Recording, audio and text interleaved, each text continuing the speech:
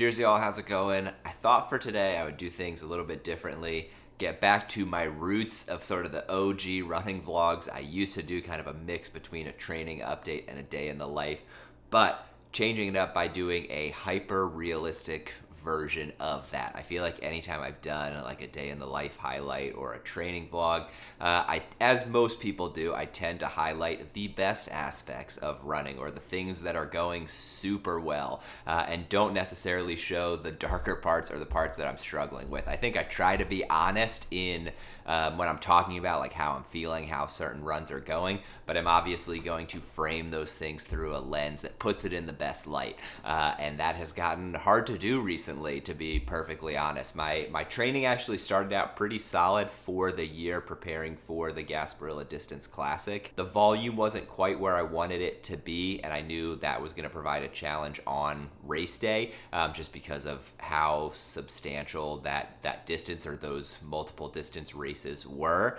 But anyway, just kind of tried to put everything together, went into the race knowing that I was going to be a struggle, but wanting to give it my best effort. And if you watch the recap from that, you know the race was a blast. I had so much fun, but as I reiterated again and again throughout that weekend, after that weekend, I definitely ran a little bit harder than I probably should have. Definitely harder than I probably should have. The result of that being, I have had just the worst shin splints I've ever had in my life since that race. It wasn't horrible immediately after that race. My shins were definitely sore, which is something I'm used to. I feel like I especially when my volume is increasing in training, I always sort of have low grade shin splints is what I would call them, like just discomfort in my shins. And again, that's usually if I'm dialing up intensity or volume, but eventually my legs kind of adapt. It's never been too big of a deal. So it kind of started as that feeling, like it was sore to the touch,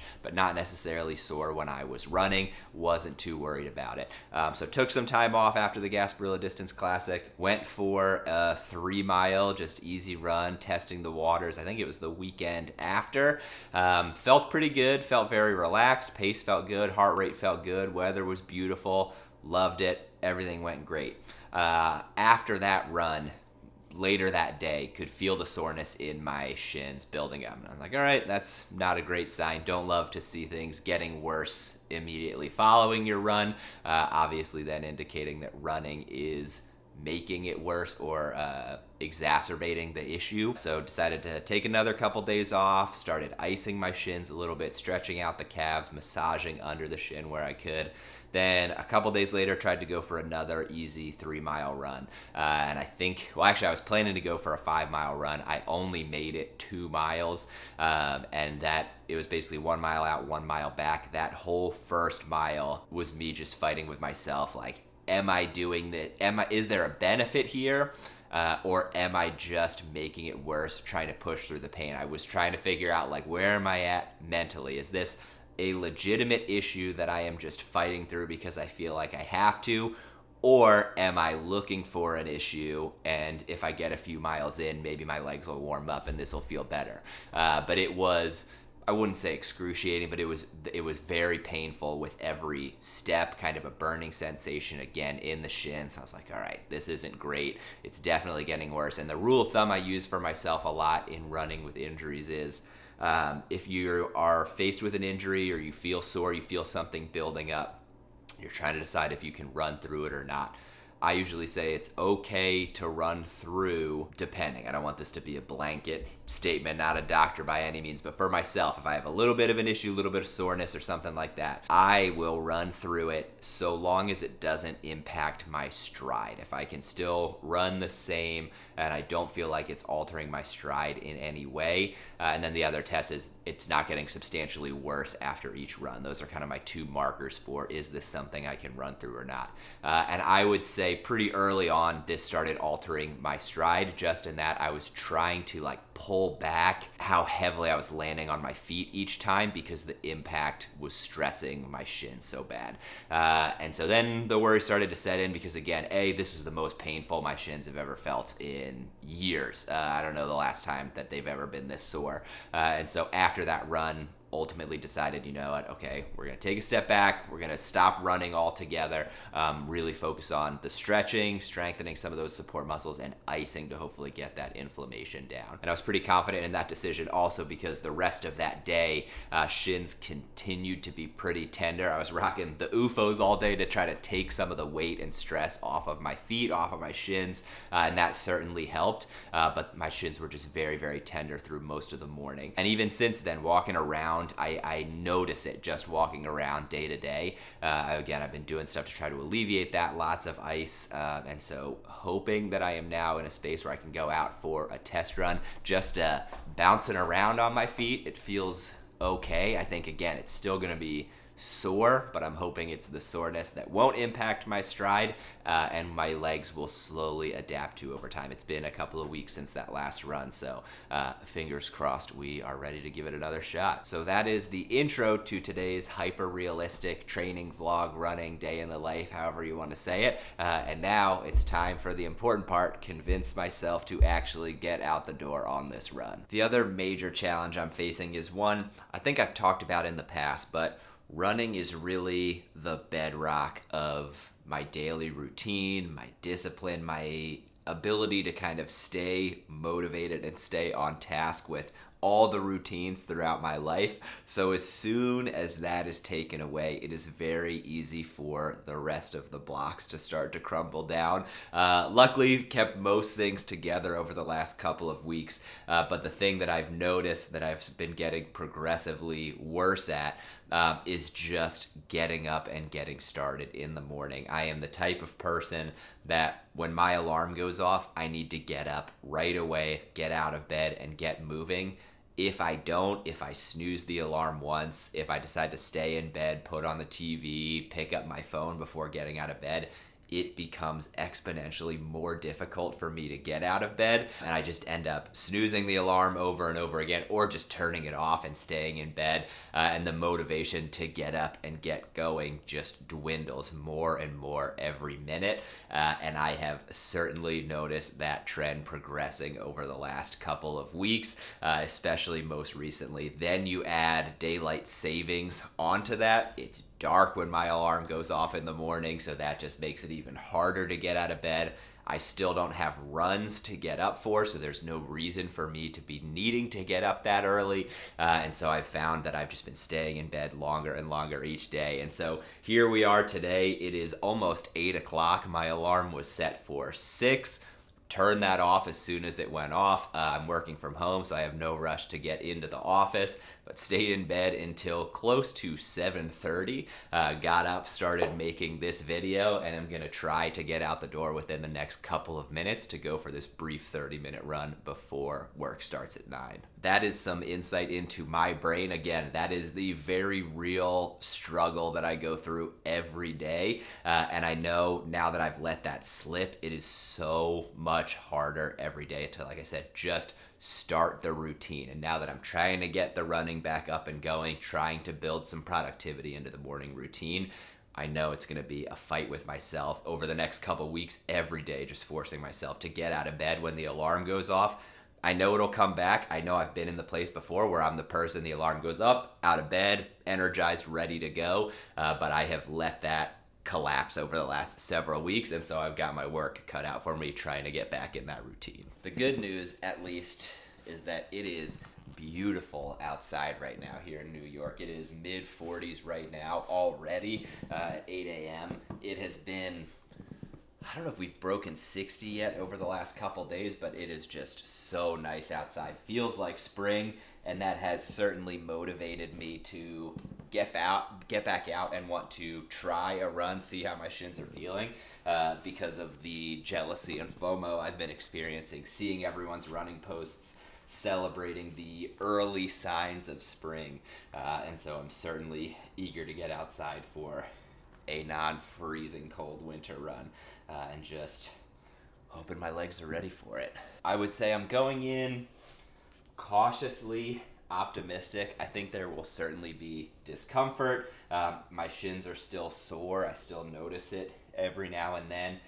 So I'm not sure how they're going to fare on the run, how they'll feel. But there's only one way to find out, right? So I'm not going in with super high expectations. We'll see. I'll be okay if I need to cut the run short. I don't want to. I want to get through 3 miles, but I also don't want to force myself to push through that it feels like it's doing more harm than good. So that's kind of a weird headspace to be in. Going in for the run, wanting to celebrate and be very excited to get back out on the run, but being a little bit nervous just about how things are going to go. But there's only one way to find out. So we're going to throw the rest of this gear on and then get out the door. All right, original plan was to start today's run at like 6:30, 6:45. It is 8:15, so I've overshot that by quite a bit, but we are out here and we passed the first test. The warm-up, high knees, butt kicks. Was a little nervous, again, just the impact, how that would feel on the shin, but everything felt good, so gives me a little bit of confidence going into these 3 miles. We are only moments into this run, but initial reports are good. There's definitely some lingering tightness, a little tenderness. Some of that just feels like what happens when you take any time off from running. It takes a little while for your legs to shake out the kinks, but not impacting my stride. Overall, feeling very good. Just keeping it slow and steady is the name of the game for today's run. Past the halfway point and things are going great so far. Nothing has gotten worse. It's still just kind of that lingering tenderness that I imagine will persist for a while as this continues to heal. Heart rate, as you can probably tell from my breathing, is a little higher than I'd want it to be, but also not unexpected given the time off. So that should recover a lot more quickly, I think, than the legs will. Run and done, 3.02 miles, 9:49 pace. So actually a little bit quicker than I was expecting, but felt comfortable throughout. And like I said, legs are feeling good, tender, like a little tender for sure. And I can feel kind of that radiating something is amiss within them. And so now I think the test is, what are they gonna feel like an hour from now, later today, later tonight, tomorrow, etc. Is this gonna exacerbate the issue, or is this something that I can continue to train through? We're past the kind of point in recovery. I'm hoping we're past the point in recovery where there will be pain, but we're moving, we're adapting, we're getting used to it, shin's getting stronger, rather than we're not quite there and running is just exacerbating it. So only time will tell, but that was a great run. Went much better than expected, much less painful than expected. But I think now I'm gonna have to run inside, shower, get ready for work, and maybe do the full recap a little bit later today. All right, we made it back inside, and most importantly, we made it back inside in time for work. We are now a few hours post-run, and so far, knock on wood, but everything feels good. I still have that same lingering tenderness, but it hasn't gotten any worse by any means. So that is a great sign. I think the most important test will likely be how am I feeling tomorrow? And then even more importantly, I'm gonna try to go for another very, very short, very easy run on Saturday. Again, mostly just to gauge, has the pain gotten any worse, or am I still able to continue running? Ideally, if all goes well and that feels comfortable, I can get back into a more regular cycle of just short runs to start again, ease back in, let my shins adjust and adapt to the same level of stress I was training at. But as long as things aren't getting worse, as it seems they aren't right now, hopefully I will continue to be able to progress and start rebuilding that running base. As it stands right now, I only have one race on my calendar. For those of you that have been subscribed to the channel for a while, you know it is a race that I try to run almost every year, and that is the Broad Street 10 miler in Philadelphia. I will say it every year. This is a race that is very important to me, very important to my family, very near and dear to the heart, and that is because we run this race as part of Team Determination, the fundraising or charity team for the American Cancer Society. That is a cause that is very important to my family, my mom in particular, 2-time breast cancer survivor. So very excited to be running that race again with American Cancer Society and with my mom again. She runs the race every single year, and I've been lucky enough to join her for several of the past years as well. So very excited about that race. It is an incredible race to be a part of. I'm pretty sure it's the largest 10-mile race in the country.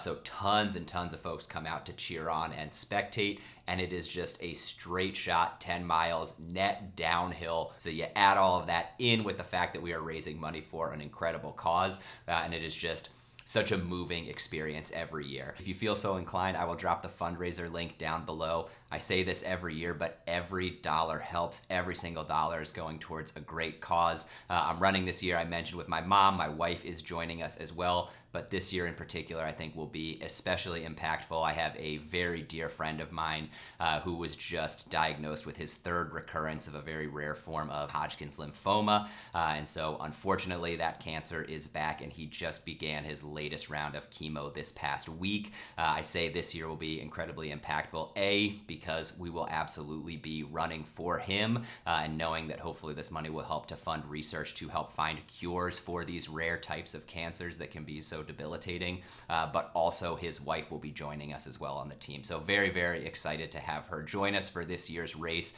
And again, every year it is just such a moving experience for all of us involved. And this year will certainly be no different, but again, it's just one of those years where it hits a little bit more close to home. And so just very excited to carry the memory of everyone we always run for, but then run with the strength of some of these folks that we know are going through that battle right now. So very excited for this race. I know it is the only race on my calendar, but it is a big one. And like I said, if you feel so inclined, the fundraiser link is down below if you'd like to donate to our team. And I think that about wraps it up for today's video. Again, this is a much more realistic look into how my training is going right now. It is a lot of ups, a lot of downs, and a lot of me feeling unmotivated, a little bit lazy, and certainly in need of more discipline in my day-to-day. So as I rebuild this running routine, I hope we'll add some of that discipline, and I will find those habits that I've had over the past several years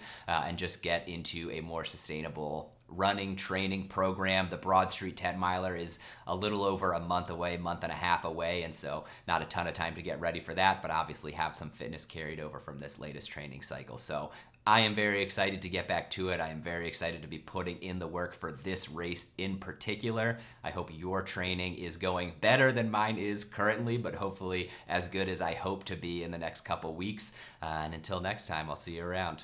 Cheers.